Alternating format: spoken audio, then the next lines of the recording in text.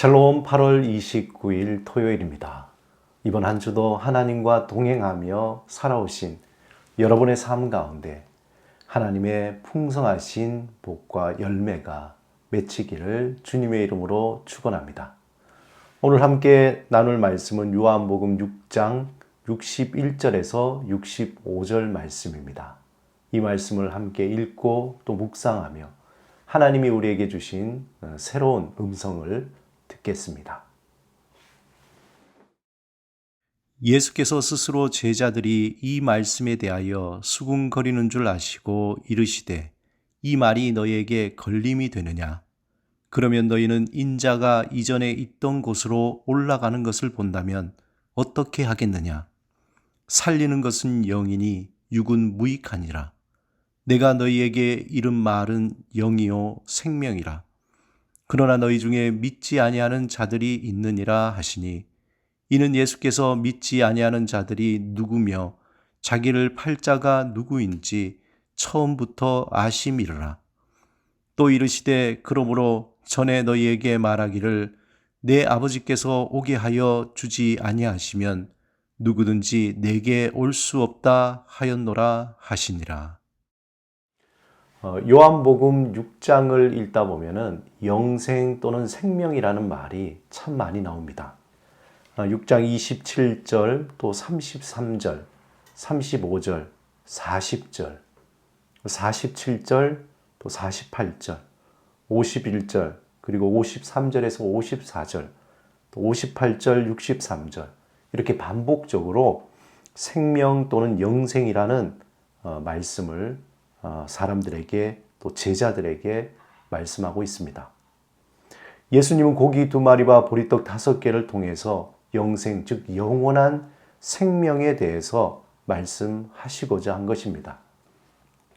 이렇게 반복적으로 예수님이 말씀하신 이유는 너희가 칠흑같이 어두운 하루를 살기 위해서 치열하게 고기 2마리와 보리떡 5개를 위해서 애쓰는 것처럼 영생을 얻기 위해서 이렇게 애를 쓰라는 것이죠. 이것의 좀 더 깊은 의미는 단지 고기 2마리와 보리떡 5개만을 위해서 그렇게 악착같이 살아간다면 베드로가 경험한 것처럼 허무한 것을 경험할 뿐이라는 겁니다. 오직 예수 그리스도 안에서 모든 것들이 다 의미가 있고 또 가치가 있고 그 안에서 열매를 맺고 기쁨과 자유와 소망으로 새롭게 태어난다는 것을 말씀해 주고 있습니다. 특별히 본문 63절에 보면은 살리는 것은 영이니 육은 무익하니라. 내가 너희에게 이른 말은 영이요 생명이라고 말씀했습니다. 그러기에 예수님은 강한 은유적인 표현으로 내가 곧 생명의 떡이다. 인자의 살을 먹지 아니하고 인자의 피를 마시지 아니하면 너희 속에 생명이 없느니라. 내 살은 참된 양식이요 내 피는 참된 음료로다. 내 살을 먹고 내 피를 마시는 자는 영생을 가졌고 이렇게 아주 강한 표현을 하고 계신 겁니다. 이 말은 곧 예수님을 그렇게 절대적으로 믿으라는 그러한 말씀입니다. 요한복음에는 다른 복음서와 달리 믿는다는 표현이 아주 우월하게 많이 나타납니다. 믿는다는 말이 마태복음엔 11번, 마가복음엔 14번, 누가복음에는 9번인데 요한복음에는 무려 98번이나 나오게 됩니다. 굉장히 많죠. 요한복음에서 믿는다, 이 말은 원어에 보면 피스투에인인데 현재 진행형으로 영생, 영원한 생명이라는 말과 연결이 되어 있습니다. 즉 예수님의 살과 피를 먹는다는 것이 영생을 얻는 것이라는 말, 곧 예수님을 그렇게 간절하게 믿으라는 것입니다. 예수님은 그것을 통해서 그가 감당해야 할 십자가를 또한 보셨습니다. 왜냐하면 그 십자가를 통해서 자신의 몸이 찢겨지고 살이 떨어져 나가고 피가 쏟아져 죽어야만이 우리를 이 세상의 시간 속에서 우리를 죄에서 구원할 수 있기 때문입니다. 특별히 예수님은 십자가에 달리시기 전에 최후의 만찬을 통해서 한 번 더 제자들에게 자신의 살과 피가 어떤 의미가 있는지 말씀해 줍니다. 예수님은 제자들과 함께 식사하시면서 새로운 출애굽, 새로운 유월절을 선포했습니다. 또한 예수님은 자신의 그 잔인한 죽음을 통해서 우리를 구원하고 새 생명을 줄 것을 약속하고 있습니다. 예수님은 이 잔을 많은 사람을 위하여 흘리는 바 나의 피 곧 언약의 피라고 말씀합니다.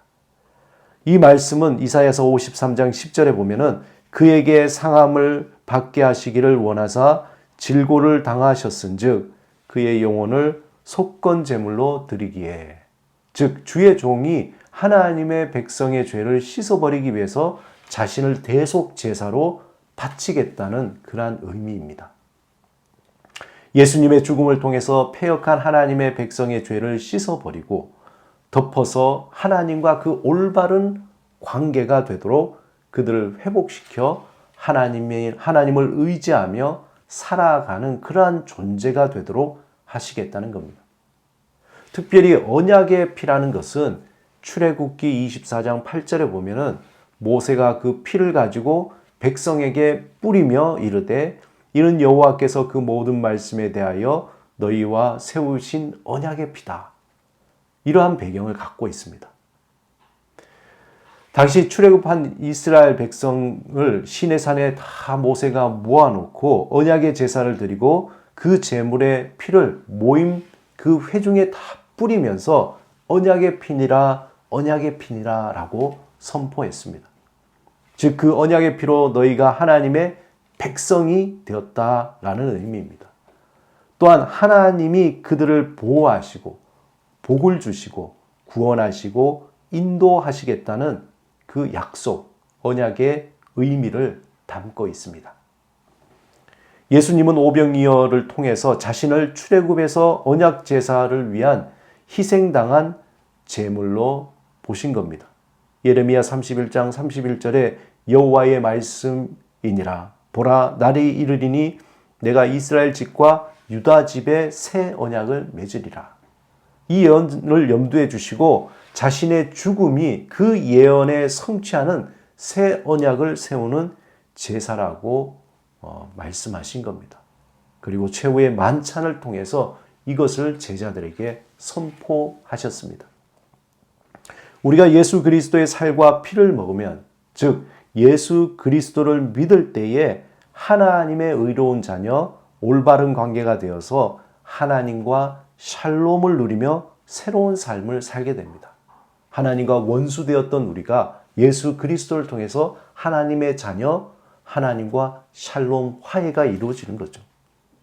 뿐만 아니라 죽음 이후에 영원토록 하나님과 함께 살아가는 샬롬을 누리며 구원의 삶을 살게 됩니다.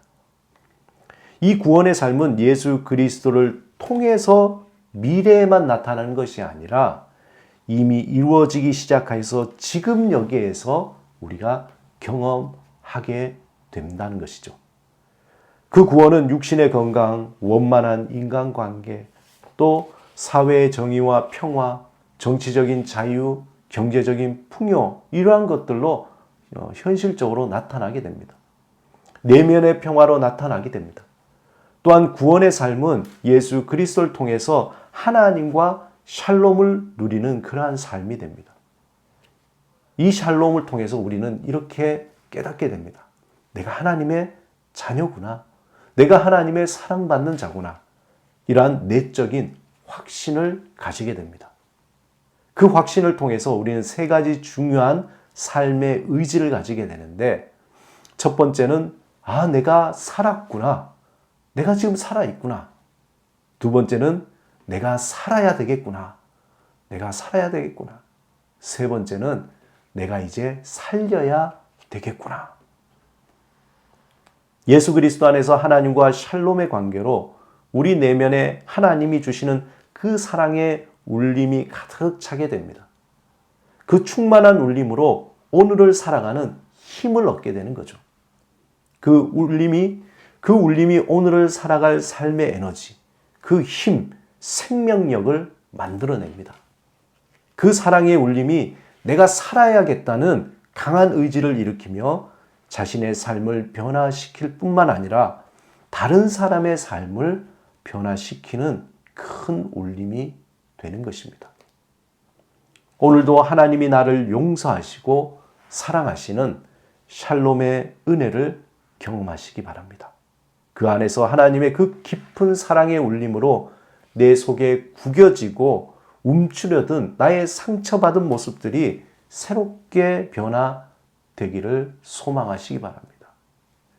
그 영생의 삶을 누리면서 내가 살았구나, 내가 살아야겠구나, 내가 살려야겠구나, 삶의 강한 의지, 그 의지를 통해서 오늘도 주님 앞에 산소망으로 살아가시기를 주님의 이름으로 축원드립니다.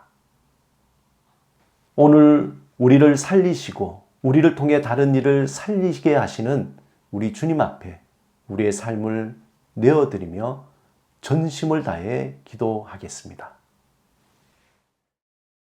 주님, 우리를 용서하시고 사랑하시는 샬롬의 은혜를 경험하게 하소서. 주께서 채워주시는 사랑의 울림으로 내가 살고 다른 이를 살리는 삶을 살게 하소서. 예수 그리스도 이름으로 기도드립니다. 아멘.